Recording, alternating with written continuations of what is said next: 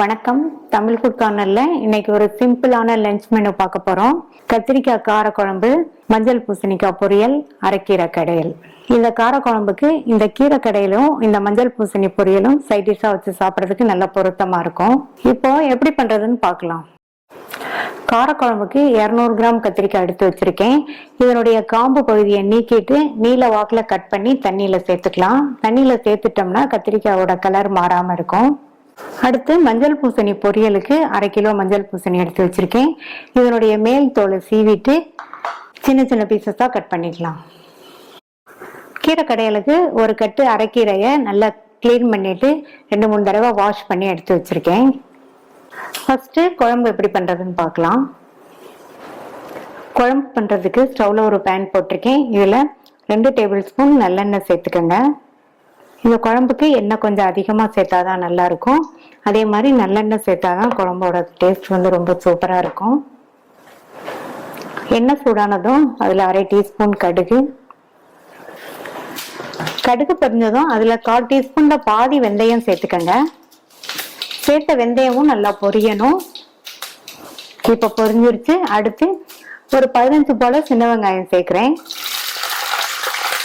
கூடவே 6 இருந்து 7 பல் பூண்டு சேர்த்துக்கங்க. அடுத்து கறிவேப்பிலை சேர்த்து இந்த வெங்காயமும் பூண்டும் வதங்கட்டும்.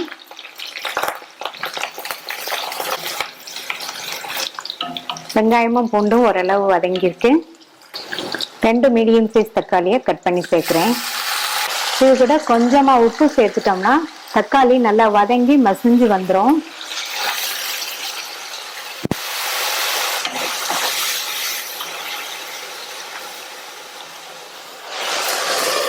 மூடி வச்சிருங்க.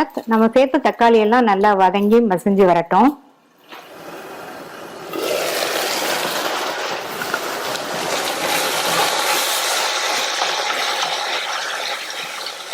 இந்த அளவுக்கு தக்காளி வதங்கி மசிஞ்சதும் தண்ணியில கட் பண்ணி போட்ட கத்திரிக்காயை இதுல சேர்க்கிறேன்.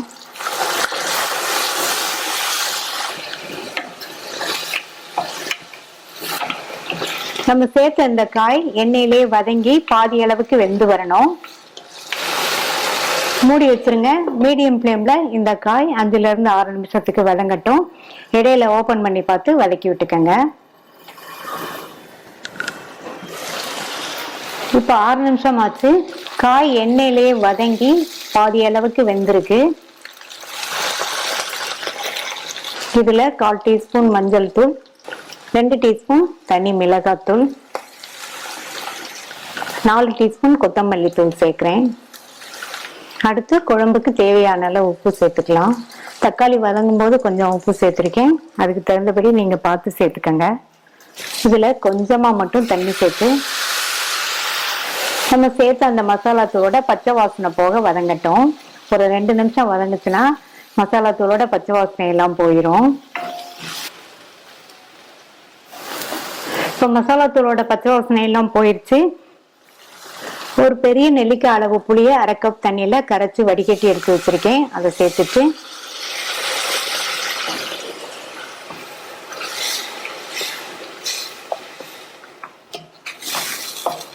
மிக்ஸ் பண்ணி விட்டாச்சு. இதுல தண்ணி சேர்க்கணும். 1 கப் தண்ணி சேர்த்திருக்கேன்.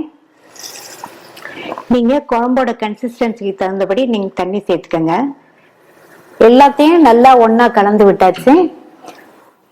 இது கூட கொஞ்சமா பொடித்த வெல்லம் சேர்க்கிறேன். இந்த மாதிரி வெல்லம் சேர்த்தோம்னா குழம்புல உள்ள புளிப்பு காரத்தை எல்லாம் பேலன்ஸ் பண்ணி குழம்போட சுவை ரொம்ப நல்லா இருக்கும். வெல்லத்துக்கு பதில் நீங்க 2 டேபிள் ஸ்பூன் தேங்காய் துருவலை நல்லா நைஸா அரைச்சு சேர்க்கறதுனாலும் சேர்த்துக்கங்க. நல்லா கலந்து விட்டுட்டு மூடி வச்சிருங்க. காய் நல்லா வெந்து வரட்டும். குழம்பு நல்லா கொதிச்சு வத்தி கத்திரிக்காயுமே நல்லா கரெக்டா சாஃப்டா வந்துருச்சு. அவ்வளவுதான். ரொம்ப ரொம்ப ஈஸியா நம்ம இந்த கத்திரிக்காய் கார குழம்பு பண்ணிட்டோம். கடைசியா நீங்க விருப்பப்பட்டீங்கன்னா 1 டீஸ்பூன் நல்லெண்ணெய் சேர்த்துக்கோங்க. டேஸ்டான ஈஸியா பண்ணக்கூடிய கத்திரிக்காய் கார குழம்பு ரெடி ஆயிடுச்சு. கீரை கடையல் பண்றதுக்கு கிளீன் பண்ண அரைக்கீரையை இந்த பாத்திரத்துல சேர்த்திருக்கேன். இது கூட 5-6 கட் பண்ண சின்ன வெங்காயம், கட் பண்ண 2 பச்சை மிளகாய், 2 பெரிய பல் பூண்டை சின்ன சின்னதாக கட் பண்ணியிருக்கேன், அதையும் சேர்த்துட்டு இது கூட 150 ml தண்ணி சேர்த்துருக்கேன். ஸ்டவ் ஆன் பண்ணியாச்சு. கீரை கொஞ்சம் நேரம் வேகட்டும், வெந்ததுக்கு அப்புறமா பரட்டி விட்டுக்கலாம். இப்போ அதிகமா இருக்கிற மாதிரி தெரியும், கொஞ்சம் வந்துருச்சுன்னா கீரையோட அளவு குறைஞ்சு வந்துடும். நம்ம சேர்க்கும் போது இருந்ததை விட இப்ப கீரையோட அளவு குறைஞ்சு வந்திருக்கு. இந்த ஸ்டேஜ்ல நல்லா இந்த மாதிரி பரட்டி விடுங்க.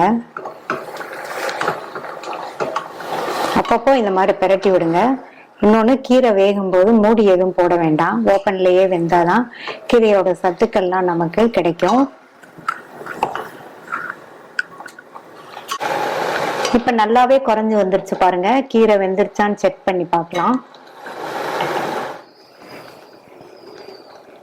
கீரையோட காம்பு எடுத்து இந்த மாதிரி மசிச்சு பார்த்தோம்னா மசியணும்.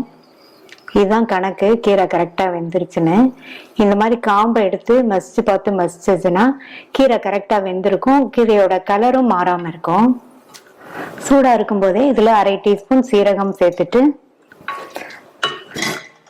நல்லா மிக்ஸ் பண்ணி விட்டுருங்க. நீங்க கீரையை மத்து வச்சு கடையிற மாதிரி இருந்தா சூடா இருக்கும் போதே கடைஞ்சிருங்க. மிக்சியில அரைக்கிற மாதிரி இருந்தா ஆறுனதுக்கு அப்புறமா மிக்சியில போட்டு பல்ஸ் மோட்ல விட்டு விட்டு அரைச்சாலே நமக்கு கடைஞ்ச மாதிரி கீரை கிடைச்சிரும். நான் இன்னைக்கு மிக்சியில போட்டுதான் அரைக்க போறேன். ஆறுனதுக்கு அப்புறமா மிக்சியில சேர்த்துக்கிறேன். ஆறுனதுக்கு அப்புறமா மிக்சி ஜார்ல சேர்த்தாச்சு. இதை பல்ஸ்ல 2 தடவை விட்டு விட்டு போட்டு அரைச்சிட்டு வந்துடலாம். டேஸ்டான அரைக்கீரை கடையில் ரெடி ஆயிடுச்சு. இதை வேற ஒரு பவுலுக்கு மாத்திட்டு தாளிப்பு போட்டுடலாம். கீரைக்கு கடைசியில உப்பு சேர்த்துக்கங்க, அப்பதான் நல்லா இருக்கும். இப்ப நல்லா கலந்து விட்டுட்டு தாளிச்சிடலாம். தாளிப்பு போடுறதுக்கு 2 டீஸ்பூன் எண்ணெய் சேர்த்திருக்கேன். எண்ணெய் சூடானதும் அதுல 1/2 டீஸ்பூன் கடுகு, 1/2 டீஸ்பூன் உளுந்து, 2 சிட்டிகை பெருங்காய பவுடர் சேர்த்துட்டு 2 கட் பண்ண காஞ்ச மிளகாய் சேர்க்கிறேன். தாளிப்பா கீரையில சேர்த்துடலாம். டேஸ்டான அரைக்கீரை கடையில் ரெடி ஆயிடுச்சு.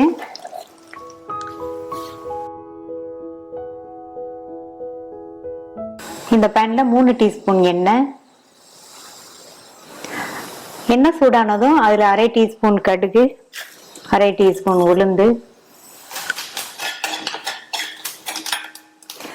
ஒரு கட் பண்ண காஞ்ச மிளகாய் சேர்த்துட்டு அடுத்து கறிவேப்பிலை சேர்க்கிறேன்.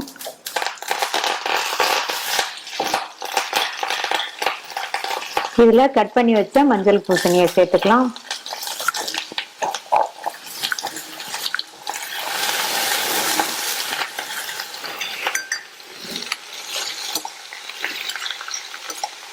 இந்த காயை 2ல இருந்து 3 நிமிஷத்துக்கு எண்ணெயிலேயே வதக்கி விட்டுக்கங்க. 3 நிமிஷமா வதங்கிடுச்சு. இதுல 2 டேபிள் ஸ்பூன் தண்ணி சேர்க்கிறேன். தண்ணி நிறைய சேர்க்க வேண்டாம். பூசணிக்காய் வேகிறதுக்கு இந்த அளவு தண்ணி போதும். இதுல 1/4 டீஸ்பூன் மஞ்சள் தூளும் இந்த பொரியலுக்கு தேவையான அளவு உப்பும் சேர்க்கிறேன்.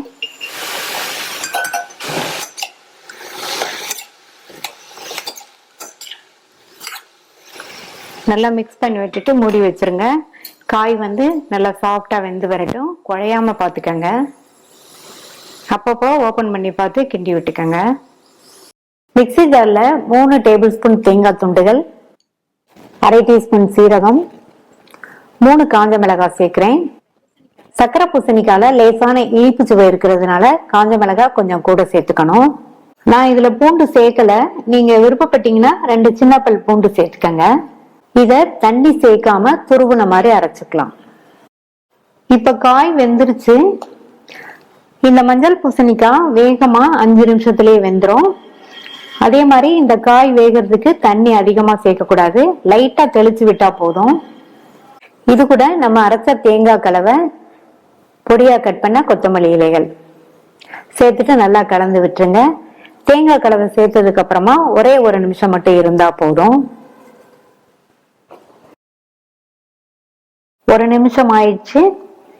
அவ்வளவுதான், டேஸ்டான மஞ்சள் பூசணி பொரியல் ரெடி ஆயிடுச்சு. ட்ரை பண்ணி பார்த்துட்டு உங்க கமெண்ட்ஸை சொல்லுங்க. இது வரைக்கும் தமிழ் ஃபுட் கார்னர் சேனலை சப்ஸ்கிரைப் பண்ணாதவங்க சப்ஸ்கிரைப் பண்ணிக்கங்க. தேங்க்யூ.